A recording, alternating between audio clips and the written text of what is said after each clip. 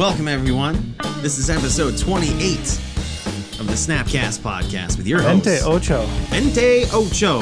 I think that's his name. I think that's your host name over here. That or it's Brad O'Brien and Mike Cooley. And we're here to talk with you about some magic and magic-related things, man. That's what we do on this Mostly, podcast. we're here to talk to each other about magic and magic-related things because there isn't that much time to do it during the week. Exactly.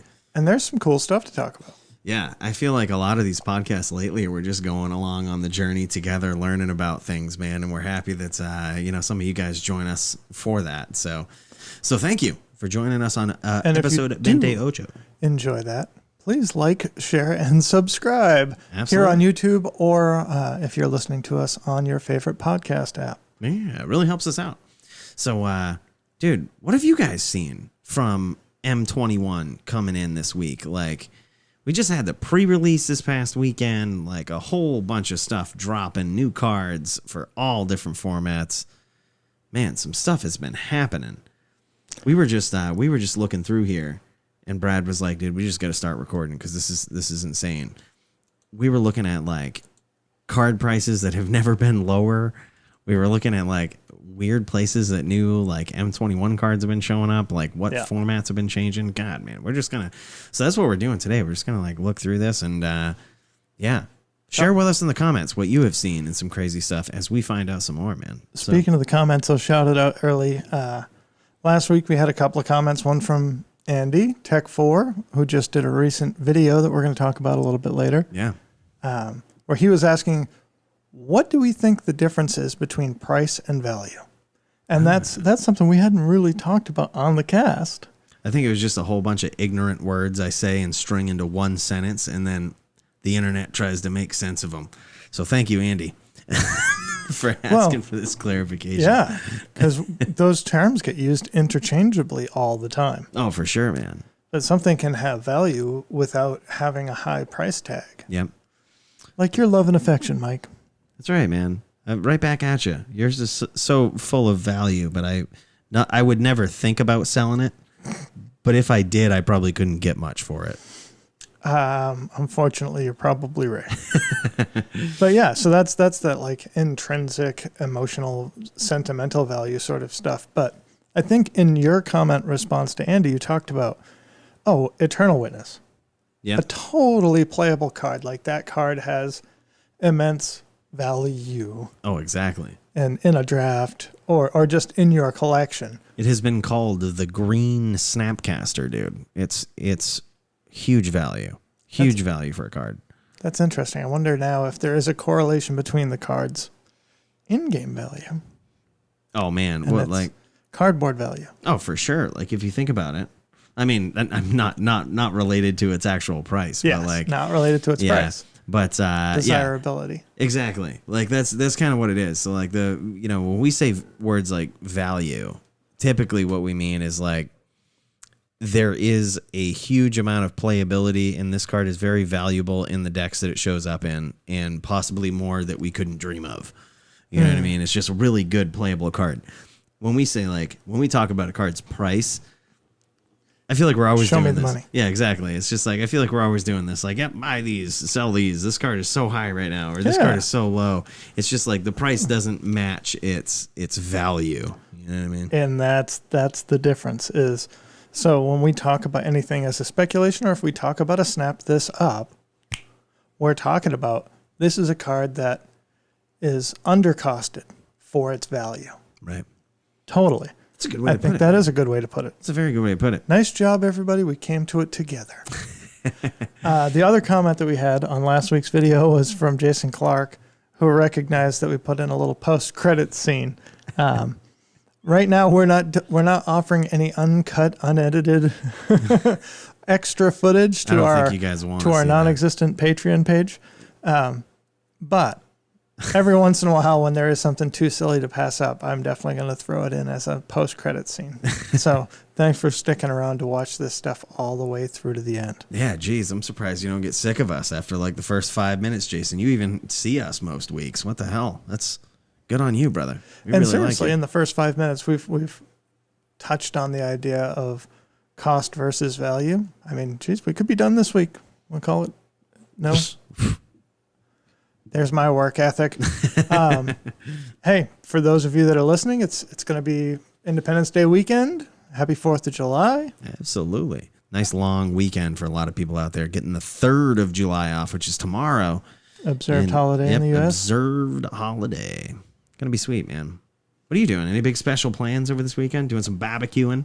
I'm playing gigs Saturday and Sunday. Real live music with other people in relatively controlled situations. But wow, man, they're gonna be launching off fireworks. I just realized how redundant it was a minute ago when I said July 3rd is the observed holiday here in the United States. I don't think back in Britain they're celebrating the 4th of July. I don't think that they have to observe it on a different day. You never know. I mean, some people are like, happy to see you gone. I'm gonna hold off on all of the division in the United States and not tie that to why people might celebrate the 4th of July in Britain. We're just gonna stay away from that. But you're right; they probably don't, for the most part. You've been working the same ones. You're starting to get a whole Joe Rogan vibe on this podcast. I'm watching you in the camera, and it's like watching a young Joe Rogan. Thanks, man. I appreciate that. I'll take that.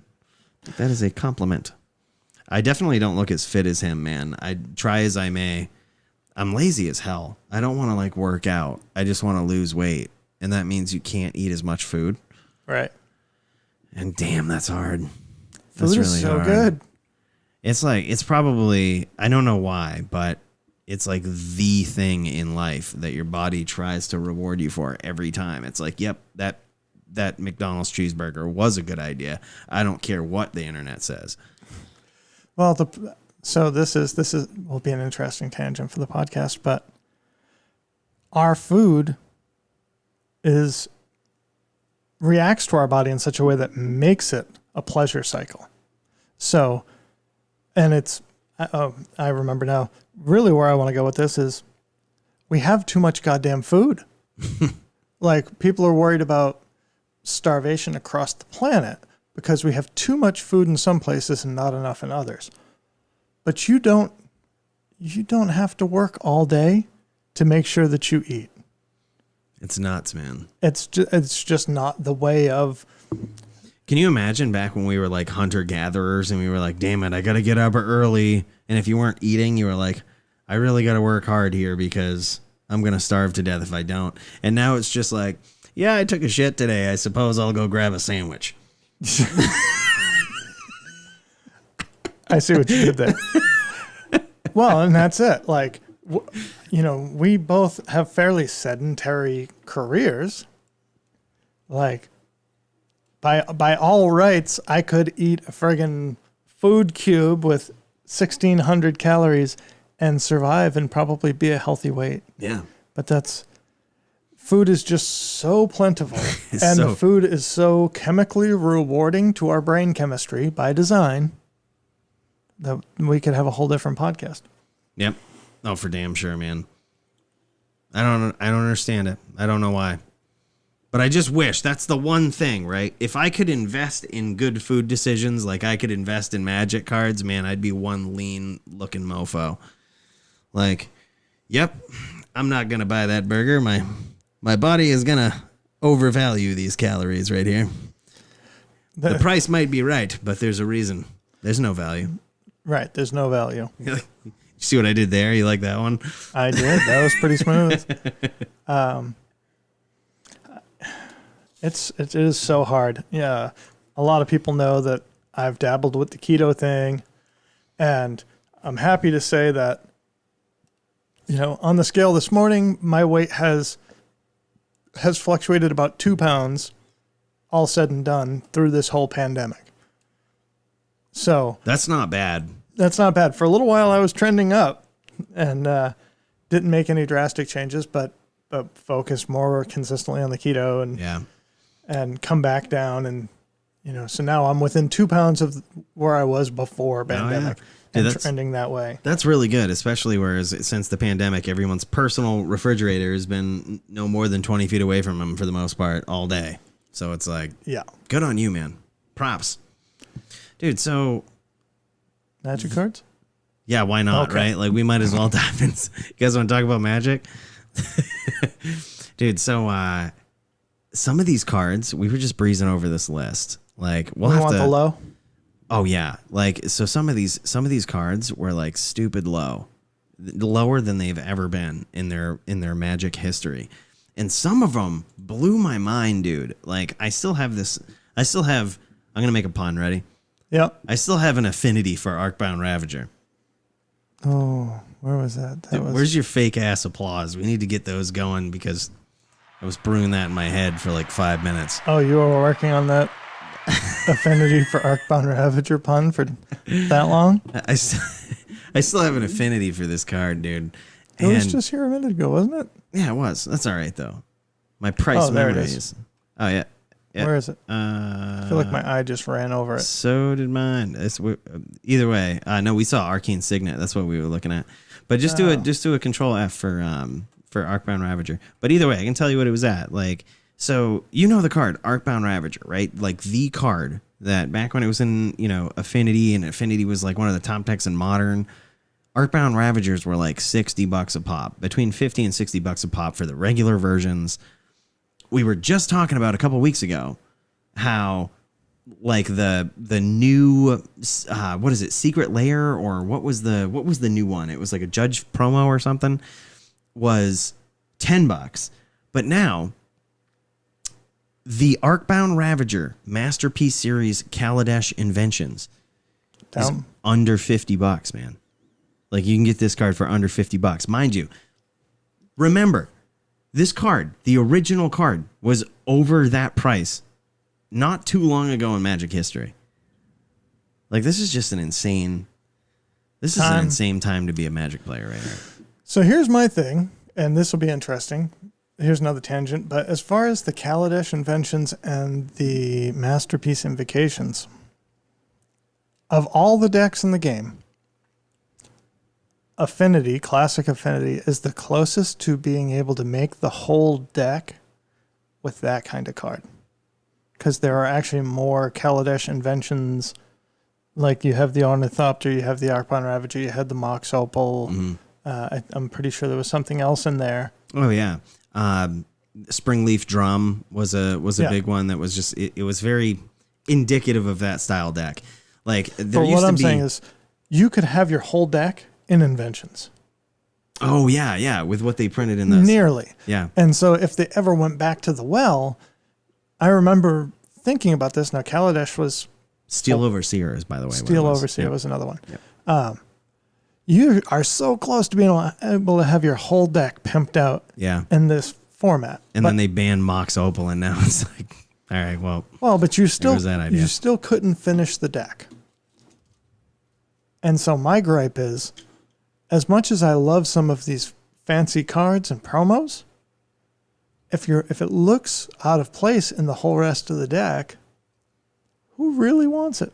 Right. Besides, unless it's a commander card and the one of in your 100 card pile, they're all fancy promos from different sets. Well, true, but also in Arcbound Ravager's case, and probably a lot of other cards that are in those Inventions or Masterpiece Series ones that had to do with Affinity, is Affinity kind of fell out of favor too. It did. Like, in its format where it was, the kingpin, it kind of fell out of favor after Mox Opal banning. Have you ever heard of the phrase "in a vacuum" with a deck? Yes. Yeah. So in case anyone hasn't heard about it, it's like, it refers to, speaking of price and value, right? Like, it refers to a card's value being overpronounced in a certain deck archetype. And by overpronounced, I mean, it's just in a certain deck, it is absolutely godly. Like, it is unheard of good. Arcbound Ravager might be, as much as I hate to admit it, one of those cards that it is good in a vacuum. Yep. Like, and that might be why the price is kind of fluctuating right now. It's sort of waiting for the vacuum to come back around, basically. Like, it's waiting for a spot to show back up again. Because Hardened Scales isn't necessarily as big as it used to be. Affinity is definitely gone. See, I thought the new Hardened Scales was doing really well. I guess, yeah, look at that. There's a... Whoa, how the hell did that get to... top 5 aggro decks. It's doing really well right now. Yeah, look, it's so Brad's bringing up a hardened scales list right here. Last I checked, this was like, I don't know, a week and a half, 2 weeks ago. It wasn't And you really know that why? known. So now this person is only playing 3, but so we're talking about Arcbound Ravager. That leads us into what is the new modern affinity deck, Hardened Scales, Modular Affinity. Placed 4th in the most recent MTGO League from June 30th. 3, the Ozolith. Some lists have been playing the full 4. Yeah, I wonder how many of these lists run Scrapyard Recombiner. Like, look at that card right there. Let me reread this card here. So it's a 3-drop with modular 2, and it's an artifact creature construct. Tap, sacrifice an artifact, search your library for a construct card, reveal it, put it in your hand, then shuffle your library. Okay, so I like it. It's so good. It's good, but like, I know, I take this back. I never liked this card when Mox Opal was a thing. It was too slow.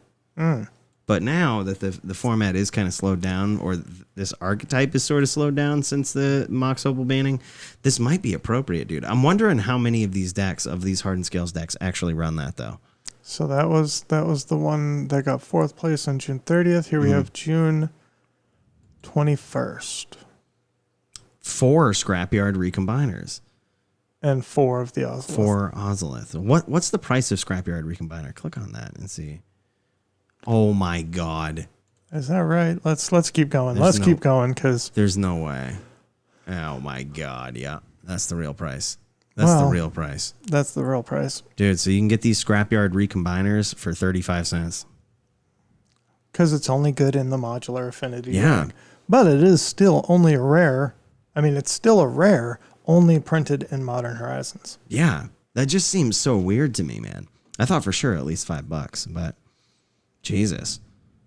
I think I got my... Are you guys hearing this? Do you guys hear? They probably don't hear the thunder through the microphones here, do they? Gosh, like the thunder's coming down out there. Yeah, that was crazy. Boom. It's funny. You start talking about Scrapyard Recombiner, and then the gods start talking to you. It's like, do not let them know how good this is. Something in my kitchen blow up. I was freaked out there for a second. Do not tell them. Of the Scrapyard Combiner's 35-cent price. The problem that I always have with this, so here's a guy with 26 cents, has 9 of them. You been in them all? You friggin' dink. What? Bin. So the problem is, okay. Mm-hmm. What else is in my cart? Oh. No, we already got those. Okay. Why is that $12? Tax on every estimated shipping, items. Yeah, that's really weird. That doesn't make any sense. That doesn't make any sense to me. 26 cents times 8 should be... Dude, has anyone ever seen that happen before on TCG Player? You add something to your cart and the price doesn't come out right in the end? Are they doing highway? What do they call that? Bait and switch? They're bait and switching us over here. All right, so truth be told, you might have to pay 50 cents for these. If that's the case, then still, I think they're so much more valuable than that. There we go. Hey, there you go. That's better. Don't mind me, people, while I buy magic cards. He's just buying magic cards on the cast over here. Well, jumping them up, dude. Again, I think unless that's in another deck, it's not going to be a huge thing. No. But I just can't imagine any rare in Modern Horizons not being worth $3 to $5 in a little bit. Dude, so now that we know this, obviously the Ozolith was the card that brought this back. Like, obviously that is the card. I'm not sure if you guys have ever seen the interactions with the Ozolith and, Hardened Scales typical plays. They're out of this world insane. It's like a whole new Hardened Scales level of broken added to the deck. Like, it's stupid good. Now I'm curious what that card's going for. Is Ozolith still like $4 or $5? If it's gone down, dude, sign me up. Go right to your site and friggin' jam it. Yeah, it's $4. Yeah. So, and this makes me think of another thing that we were talking about before we hit record, which is, so here's the Ozolith, and then there is the Ozolith foil stamped pure release, and then there is the Ozolith extended art, and then there is the Ozolith extended art foil. Oh, yeah. Now, the extended art foil right now, market price is about $23, but what can we actually get them for? Just under 20. God. Yeah, so this is exactly what you were talking about. This is the type of stuff where in these times you sort of wait for when these cards are at their lowest that they've ever been. Look at these weird versions of them. And look at what the price of those are going for. Like what we were just looking at with Arcbound Ravager, with there's a ton of those like Amon Cat cards that just that are so ridiculous. The special versions of them, the masterpieces or inventions. Yeah. So, dude, that Secret Lair Godzilla Arcbound Ravager is under $10. Get out of town, dude. Yeah. This is so. I mean, granted, that is the most terrible art I've ever seen on Arcbound Ravager. You guys hearing it now? Do you think these mics are sensitive enough to pick that up? Well, I think there's a noise gate on the mic, so when they get to a certain quietness, they sort of cut out. Oh, that's really too bad. I think we're approaching that noise gate, though. That one shook my damn seat. It shook my taint. So yeah, right now, I'm looking at MTG stocks. That is the worst art. It is awful. Yep, $8 you can get that for. And on MTG stocks, under analytics, they have handy all-time high and all-time low lists. And so I'm looking at the all-time low list. Because we cheap bastards. That's what we do. Yeah. We're trying to invest. We look at the all-time lows. Look at the all-time lows. You can look at it by card name. You can look at it by total price. You know, so showcase art. What? Mana Crypt from Double Masters. All-time low of $490. Pick them up now. Here's the thing. You can't. Nobody's even opened this product yet. It's just interesting that that is the highest priced all-time low right now. It just makes you wonder how some of these cards get on this list. Like, how they get in here. I mean, it must be a completely unbiased database system that it's pulling from, which they may want to think about managing that better. If you guys want some sort of side contractor that's good with businesses or whatnot, just let me know, man. I can help you out with that. But you got to start cycling. You got to cycle out the sets that have not been released from your all-time low results in this query. Like if set release date is greater than today, do not return them in the results. That's odd, man. So, but I kind of like that though for a different reason. It's because it puts some barriers between the people that would just, it makes it so it's not too easy to troll. You know what I mean? Like you actually have to know what's going on. You have to like really go through the list and be like, okay, why is that at all time low? Oh, it just got released. Like it's, I get it. You have to kind of have some background knowledge of these sets. Ulamog, the Ceaseless Hunger. Is this all time high? This is all-time high. Yeah, okay. I was going to say, what the hell, man? There's no way that's at an all-time high. I want to go back to all-time low because, we talked about the Amonkhet Invocation, the Kaladesh Inventions, the Amonkhet Invocations. There's actually a bunch of cards on here that are at their lowest ever, so we can sort by set. Oh, my God. And look at all these Ultimate Masters box toppers. Yeah. That are as cheap as they've ever been. Wow. Wow. So the Ultimate Masters box topper Goryo's Vengeance is $14.73. Do you remember when regular Goryo's Vengeance was like $50? Yep. Yeah. God, man. If you ever want some good knowledge dropping on card price memory, talk to us. Now some of these are they're the cheapest they've ever been. I'm not saying they're cheap cards. Yeah. But it just seems like the Caracas for under $40. Yeah. That's gorgeous. And you only probably want one. Yeah.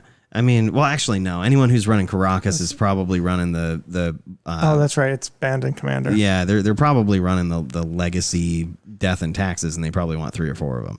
Yeah.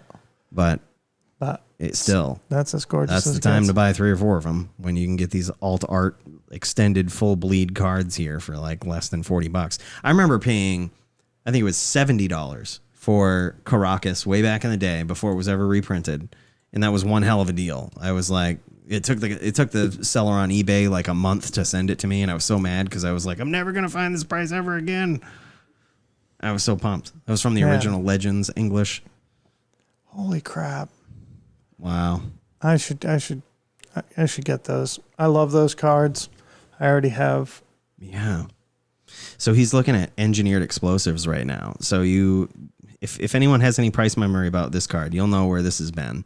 And there's now this full bleed, full art version of it from the box toppers of Modern Masters or Ultimate Masters for $34.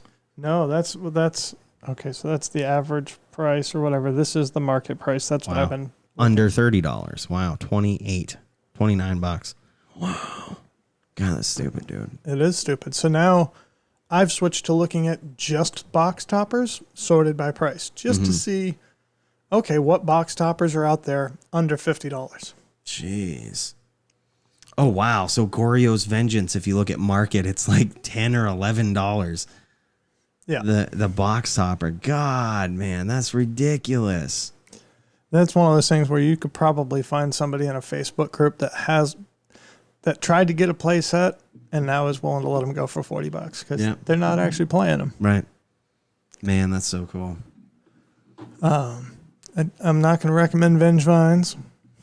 No? No, even though our good friend Jason Clark has made them look so good. I was going to say, why not, man? This card's sick. You can get this box topper one here for $25. Seems good. Seems good. Seems decent. Yeah, it kind of makes me worry though. Like, okay, so if I'm thinking about this from the other end, right? Why the hell are these going down? Like here are cards. Well, they're not necessarily going down. Well, yeah, but they're the lowest they've ever been. So some of them. Right. Yeah, we're looking now at the full list, but if you're talking about Goryo's Vengeance, which we saw was on the lowest it's ever been, it's not played, or it's only played in one deck. And look at this. Like you can see the graph from it too. Like you can see certain dips. So it started out strong in early January, looks like maybe December, then just plummeted. Yeah. Like it plummeted on early December. It just dropped significantly. What happened in early December? So probably the set came out. You think so? So is that when it came out? We can look at when Ultimate Masters was released. It might be right because that's right around the holiday time. It makes sense for him to drop it then. When was Ultimate Masters released?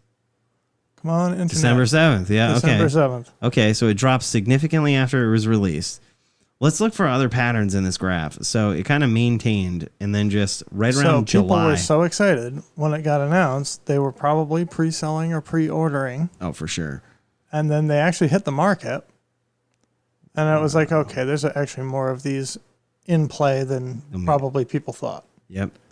And it dropped to 60. And people have probably held these in their collection. I mean, I don't know that it's worth talking about a little jump here from 41 to 43. Well, no, look at this. Look at July 19th. It was after that date that it never, ever returned to the steady price that it was at.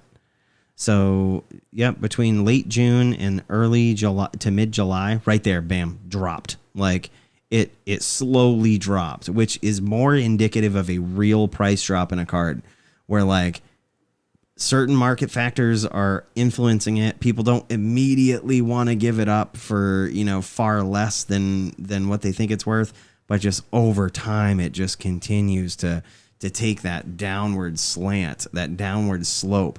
So the real question is, what was announced and what happened in early July for Magic? And this is again very small sample size that we're looking at, but I bet we could follow it to these different cards. Like, was that when they started announcing all of these reprints? Like in all of these new special edition? My memory is awful. I would not even want to venture a guess. Let's check so look at what happened there. What happened there? Ultimate Masters or Modern Horizons was released. So on here you see, it's funny because we went and looked it up, but they show right here is the date that stuff was released. So this, yeah. and then this was the next set out, So that was Modern Horizons. So right after, like in an appropriate time after Modern Horizons was released, then M20 was released, and almost immediately after, the price of Goryo's Vengeance box topper just did the slant move, like slowly started dropping. I'm wondering, dude, go look at some of these other cards that are at their all-time lows too, and see if they follow that same trend. That's going to tell us something. That's going to tell us that something that they did in like the M20 time, around M20, right after Modern Horizons, is probably responsible for why these cards are like not gaining as much value as some might have anticipated. I think the problem with Goryo's Vengeance is it's just not played. It's true. I suppose that there was a banning of faithless looting, which really hurt it in Modern. But like, what about Fulminator Mage? Okay, Fulminator Mage. Here's another one, all-time low. Yeah. Like Fulminator Mage is one of those cards that like we were just talking about value. Like there's a lot of value in Fulminator Mage. It's really, really good. I refreshed the page, and it was one of those things where you click the button to refresh the page, and as you're holding down the click, page loads. Hey, it's got a lot of data it's plowing through here, man. Apparently it does. Okay. So same thing happened. It's always been declining. Like, it has. I don't see what you're seeing in July as being significant. So you see right here, like I'm following this graph, like it was slowly declining, right? But then there's this little hike right here where it was like growing and it was maintaining around like $50, right? And then right there, it just like never ever returned. Like it never got close to there and just kept going down. And that date for this one looks like late July, early August is when that happened. And again, after M20, after Modern Horizons. So I wonder, dude, were there any of these? There was definitely some of these cards that were released in M20 that were like full art, right? Like, yeah, but I mean, it wasn't a Fulminator Mage. No, there wasn't. But I'm wondering if, because they're doing that now in just about every set, like you even see it in M21 that's released now. Go look at like Grim Tutor. You can get full bleed, full art cards in a regular set that's being released in standard. Mm-hmm. You can get those. Foil, full art, packs. Full bleeds, out of packs. So I wonder now if that has like turned people off to like investing in these box topper style things. Or keeping them around. You see what I mean? Right. So now you're talking about, is it an investment thing that people are not buying and hoarding these things? I just think people aren't playing them. Which could be true. And to get back to what I was saying about the affinity deck, if you could have made affinity entirely out of inventions, how pimp that would be. There would be people that would be still playing it if it was bad. Oh, yeah. Because it would look so goddamn pimp. Like, you have this beautiful Fulminator Mage, but it doesn't look like anything else in your deck now. I'm running the box topper Nobles in humans. Yeah. They do look really odd. Right. They look so distinctly different from every other card in the deck. I wish I had every card in the deck borderless. Mm-hmm. And maybe eventually they'll get there, but you don't know that. So... Yeah. I don't think Chun players are rushing out to get these full art Fulminator Mages. Yeah. It looks so different from everything else in the deck.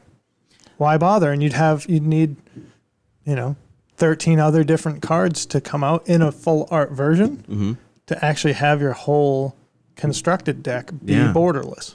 That's a good point, man. And maybe they have that in mind, and that's maybe why they're doing this with these like new box topper style cards.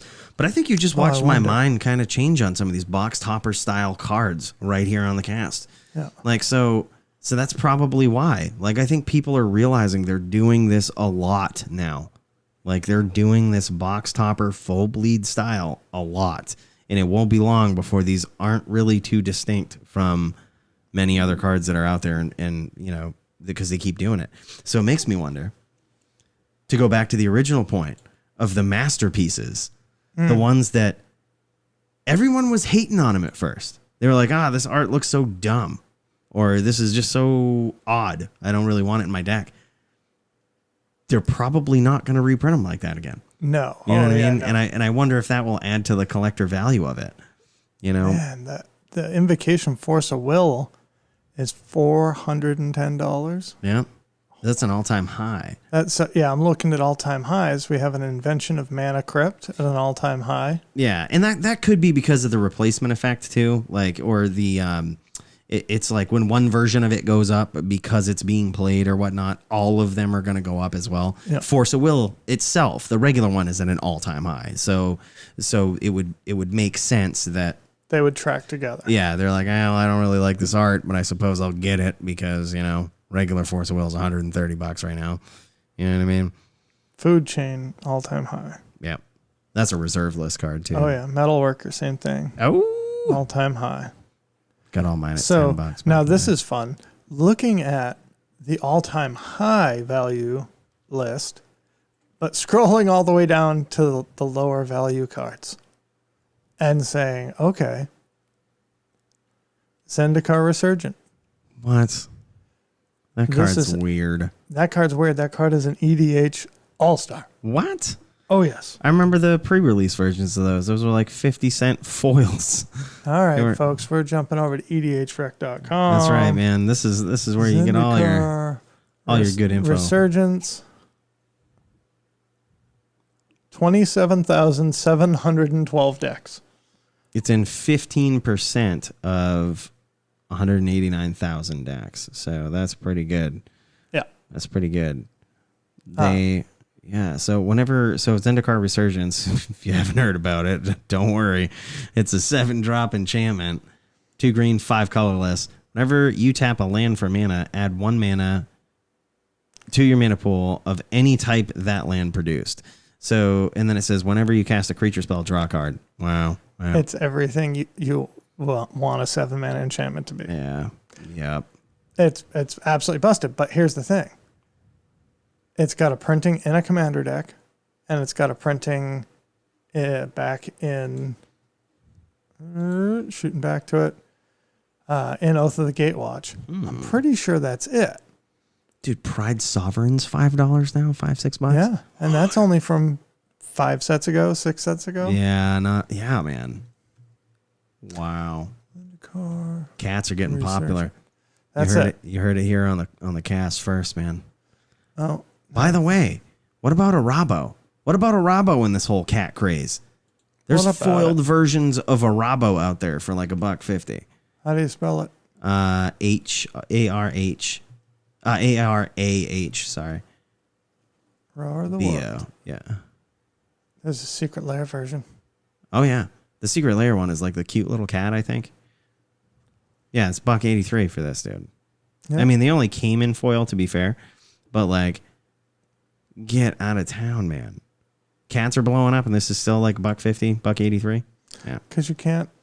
I mean, Commander cats, people that want to play cats in Commander probably already have it. True. And you only need one. True. But I'll tell you if this. I could play him in Modern, he'd probably be $47. Well, the thing is, too, like, you really can't play a cat deck that is not a Rabo.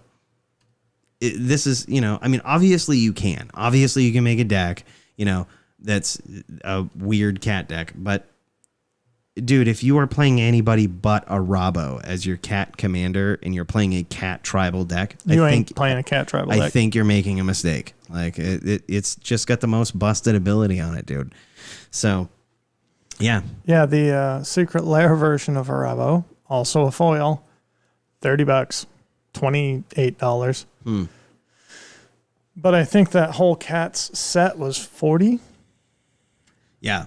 So when it first came out, now it's more than that. Now it's far more. If you go try to buy that cat deck, like the cat commander deck that they used to. Oh, the actual Rabo deck? Oh yeah. Oh yeah, that's a totally different thing. What were you talking about? I'm talking about the Secret Lair cats. Oh. Where you got this version of a Rabo. Oh, yep. Yep. So it was like 5 different cats or something. When was that even released? Jeez, it's got to be 6 months now. Jesus, so that was recent. Lair cats. Oh my God, Kitty's Secret Lair. Oh man, what was in this? Yeah, it was Regal $40. Caracol? Wow. The Leonin War Leader, man. That's my favorite one, I think, of all of these. Oh yeah. Well, dude, what about Miri Weatherlight Duelist? Come on now, she's dope. She is dope. Yeah, it doesn't say when they were released. Just sale ended. Yeah. So you spent $40 on that, and a Rabo is worth 28. Like that's a solid return right there. And I can almost guarantee you Mary's at least worth the other 12, because she was worth 12 before she got a Secret Layer reprint, and now she has like this foil alt art cute kitty reprint. Yep.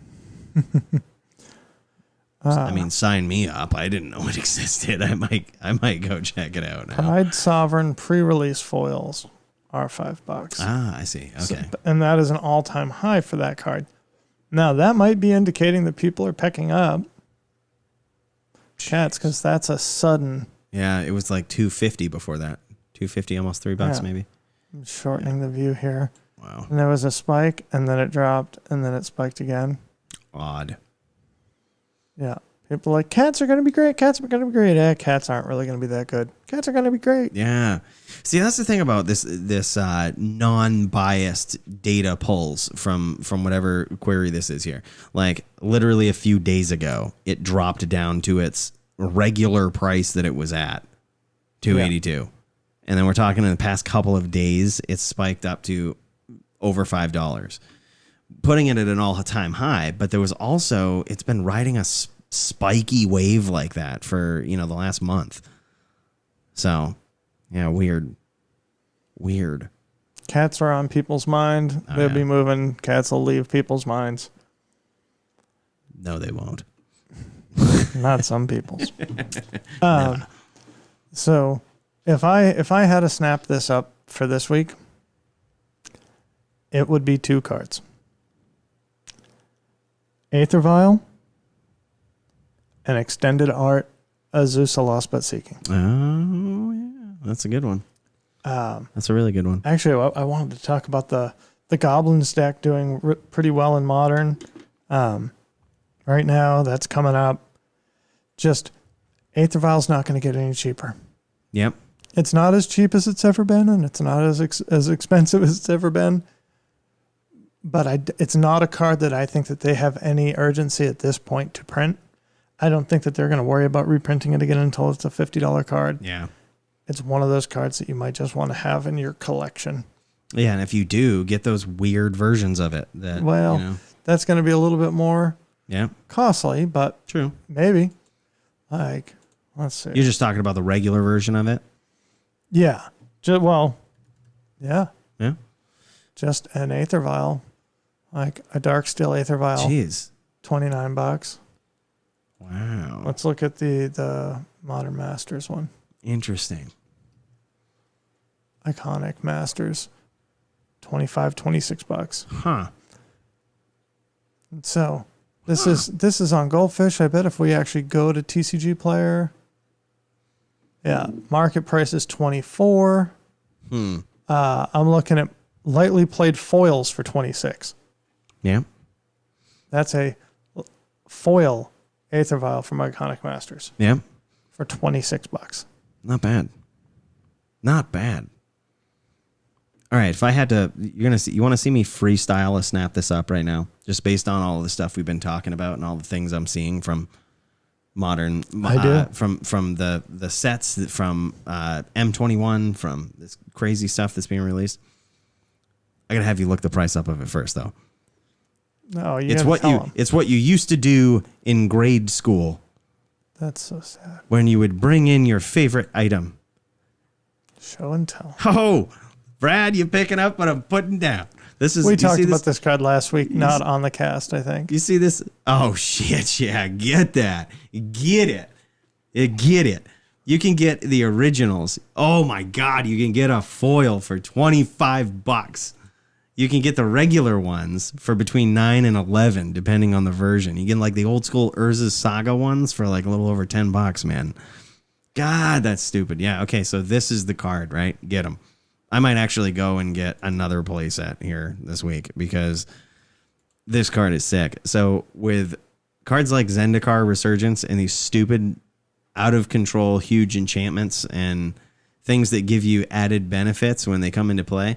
Also, something that we can talk about more here in a second, and a card that's kind of resurfacing in Standard right now, Omniscience.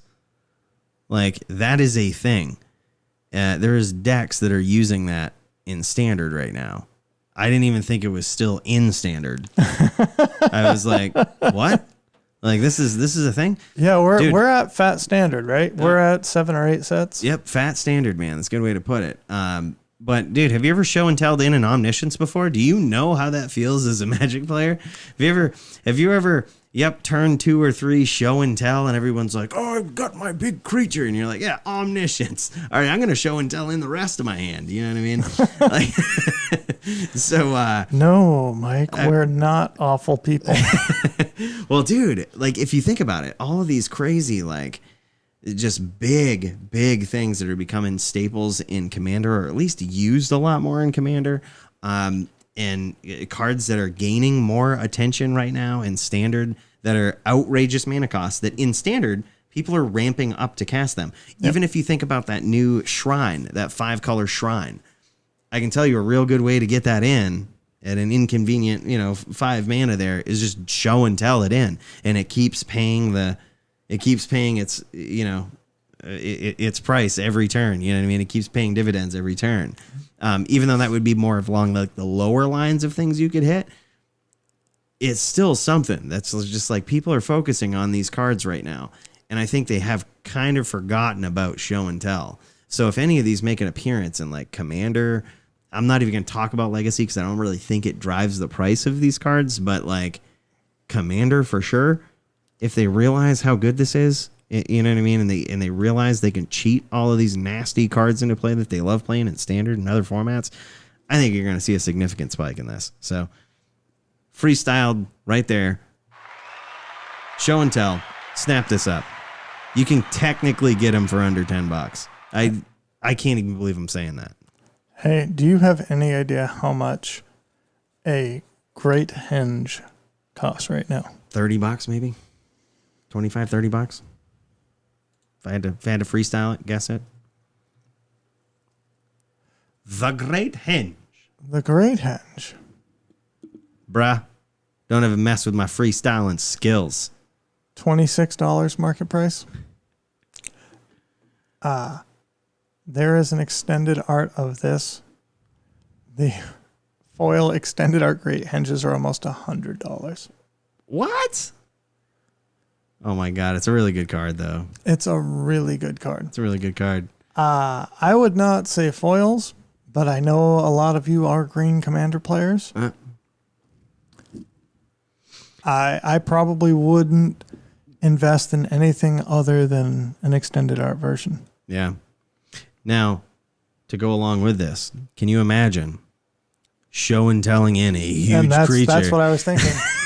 Well, and then playing the Great Henge. Or if you're really in a pinch, you just show and tell in the Great Henge. I don't know if that's not the most intelligent thing I've ever said. Well, you show and tell, put in like a big dude. You put in like a big dude, and then you cast the Great Henge for like some discounted mana cost for double green or something. I mean, so if on 5 mana you could put in a huge show and tell, put in a huge creature, play this for free. Or frick, show and tell, Omniscience, then just play Great Henge, like, and all of these stupid. And then your big ass creatures. Oh yeah, I like this. Can we make this a modern deck? It sounds like it could be, dude. If show and tell was legal in modern, they need to bring it back. What's the show and tell variant that is modern legal? Probably the closest thing is Sorin. the Vampire Sorin? Yeah, Vampire Sorin. The Let 3-drop. You put one into your hand. Yeah, well, it takes a vampire and it just says put a vampire into play for 3 mana. I think it's I suppose no. You have the sneak attack thing. Yep. That's in modern. The what is it called? It was in the Goryo's Vengeance decks. Through the Breach. Yep. Gosh, we're on the same page, dude. Yeah, that's. I mean, I guess maybe, but like, dude, show and tell, insane. I mean, the other. And again, you've been nailing it with the reserve lift. reserve list picks as of late. But a card that's, if you can't play it in Modern or Pioneer, and it's not a huge Commander staple, I don't know.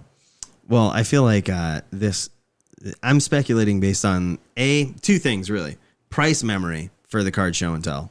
Okay. Which, back in my old school OG vintage legacy days, there was a time when it was $60. And, it was almost unaffordable at that point, at that time of the game.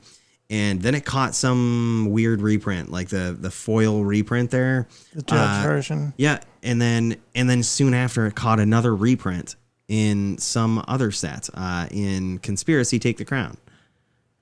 That is becoming an old set at this point. Like that's kind of on the verge of that happened a while ago. Yep. And, so the price kind of took a beating. But even still, look at the Urza's Saga version. You can get an Urza's Saga version of this, like the original classic nasty looking blue borders for between $10 and $11. And just look at that, man. It's so low. See, look at that. It actually used to be higher than $60. It used to be almost $80. Back in, looks like 2014, mid 2014. So that's the first part that I'm basing this on, is the price knowledge. People believe that this used to be, right? But then also the fact that it appears as though, based on this price decline of this card over time, which, by the way, same thing happened, right? Like around that time. Dude, people are forgetting about how good show and tell is. They're forgetting about it. Like they're forgetting that this card single-handedly, if you play your cards right, just throws the game in your favor. Like throws the game in your favor. That isn't even talking about decks that in Commander that might sort of try to make your opponent discard cards, or make all of your opponents discard cards. What about these new shrine decks that make your opponents lose life, discard cards based on the amount of shrines you have, and then you're the only one show and telling shit in?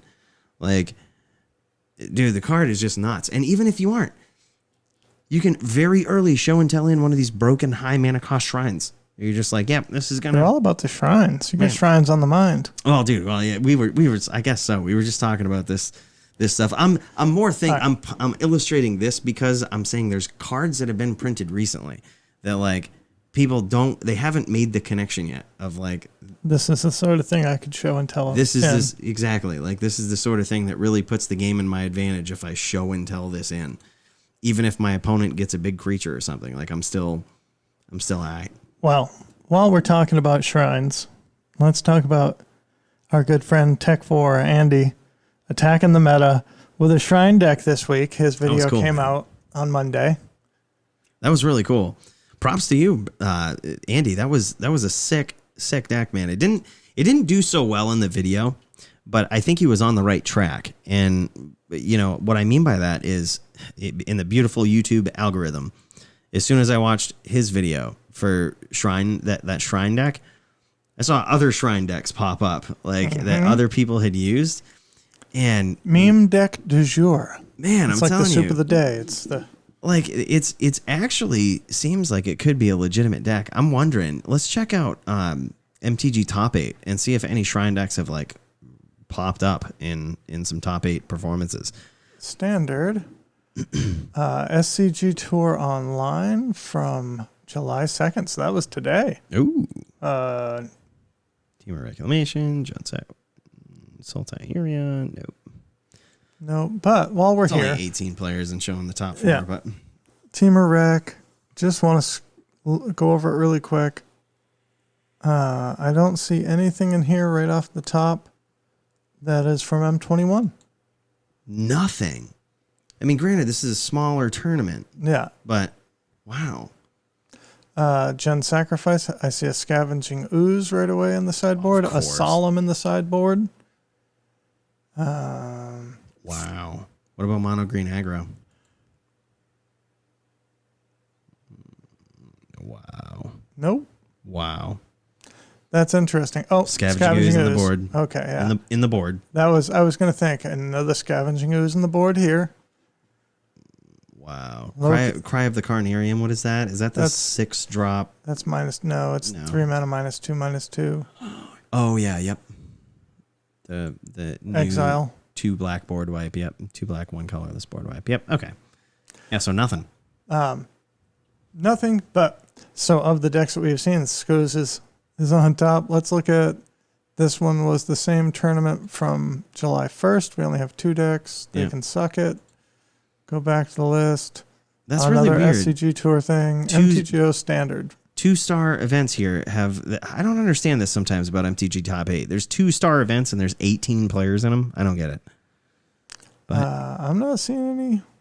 Dude, so ever since June, but then again, we might not have had enough time for these to, Yeah. you know what I mean? People are just running decks that they know. And I think that they're meme decks. No offense, Andy. I mean, his video is literally called Attacking the Meta. Yeah. He's trying to do something off the beaten path a little bit. I don't know that they're good enough that we're going to see them on MTG Top 8. Dude, I don't think enough people are playing them. I don't know, man. They're all over YouTube because they make fun content. Oh, for sure. I'm going to laugh my ass later on tonight after you leave watching Saffron Olive play 5-color shrines or whatever on Wreck YouTube. the meta game. But I don't expect to see it in SCG. I mean, I don't know, man. I think that we've got that don't know what an SCG is, there used to be things called Magic tournaments. Back when we could play them cards face to face. You were saying. Dude, I don't know. Like, if you think about it, there has to be some archetype that comes out of M21. And if not shrines, what? Oh. You know Cats and dogs? I mean, yeah, okay, cats and dogs, but like, really? No. Like, if you're, what are you going to do? Make an aggro deck that people are already prepared to deal with in this metagame? No. Like, you're going to make a deck that's so off the wall in like what Andy did in attacking the meta. They're going to be Ugin decks. I can't believe we haven't seen an Ugin deck yet. That's true, man. That's a good point. That's a really good point. I mean, Ugin is a thing, but I was watching this version of a shrine deck that had an answer to Ugin in the form of like, the hell was it? Like, it was either a bounce spell, some bounce spell for all of his shit, which isn't the best answer, but he had a better answer in the form of some counter spell. I'm going to forget now, but like he had Ugin in mind when he was playing the shrine deck to be like, yeah, this is the card that beats us and we are going to plan for it. But I'll tell you, dude, he ran shrines that like were so demoralizing. I mean, the video that I was watching, were you watching a modern one or a standard one? This was standard, dude. Okay. He was playing it in standard and it was so demoralizing. Like, so he ran some of the shrines that Andy did, the red shrine that, you could discard a land card or a shrine card, deal some damage. There was also this shrine that made your opponent discard during your upkeep for each shrine you control. So they would cheat in that 5-color shrine, or they would just ramp it in. Yeah. And then go get that during their next upkeep. And it's like, if you don't handle that, you had better ramp extremely quickly into Ugin, or you're never casting him. You know what I mean? Like, granted, it might be turn 4 or 5 by the time he gets it out, but they're going to pile up real quick, and you're going to be discarding your hand before you know it.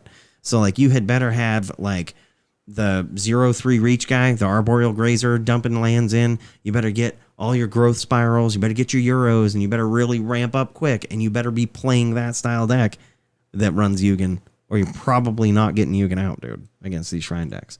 My brew for this week is going to be around Vito, the dude, Vito, Thorn of the Dusk Rose. 3 mana, 1/3. Whenever you gain life, each opponent loses that much life. I'm going to pair that with another 2 mana card, which is the Sanctum of Stone Fangs, the Black Shrine. Oh, At the beginning of your pre-combat man phase, each opponent loses X life, and you gain X, where X is the number of shrines you control. So if you own 1 shrine, it shocks them.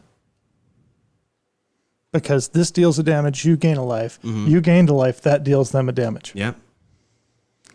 Interesting. So, you know what goes better with that? 2 Sanctum of Stone. Yeah. Or, unfortunately, this is legendary. Oh, that's right, dude. Yeah, okay. Good point. All of these shrines. I'm thinking there's a black-white life gain deck where you're really just trying to jank them out with, okay, if I have Veto on board, I'm going to play this stupid 1-mana card that gains me 4 life. Wow. Oh, God, that's cool. Yeah, that just flips the game right on its head, dude. Yeah. Can you stop me from gaining life? Like, For 3 mana? Does that card actually make life gain cards playable? Oh, man. Is it activated ability? 3 black creatures you control gain lifelink. So even if you get your opponent into a place where there's a board stall and I have 4 creatures and you have 4 creatures, and I just give them all lifelink and swing. Wow. You're going to take that damage whether you block or not. Wow. That is such an inconvenient card right there for your opponent. So these were in black-white life gain decks you were talking about? Oh, well, that's what I'm saying I want to brew. Oh, wow. Would you run a Johnny's Pride Mate in there? Yeah, why not? God. Tax their removal, have a big threat that can just swing in turn after turn. I like this. A Johnny's Pride Mate puts mofos in the abyss quick. Andy, are you listening to this? Build this. Attack the meta with this right here. Veto, Thorn of the Dusk Rose. White, life gain. You could name the video something creative like veto your opponent's vote. Or find some way to make an unoffensive Italian joke. Veto. Why you eat my Parmesan? Veto. You have been listening to the SnapCast podcast. Thank you very much. If you enjoyed what you listened to today, like, share, and subscribe on YouTube or on your favorite podcast app. Guys, thanks so much for joining us this week. We'll see you on the next one.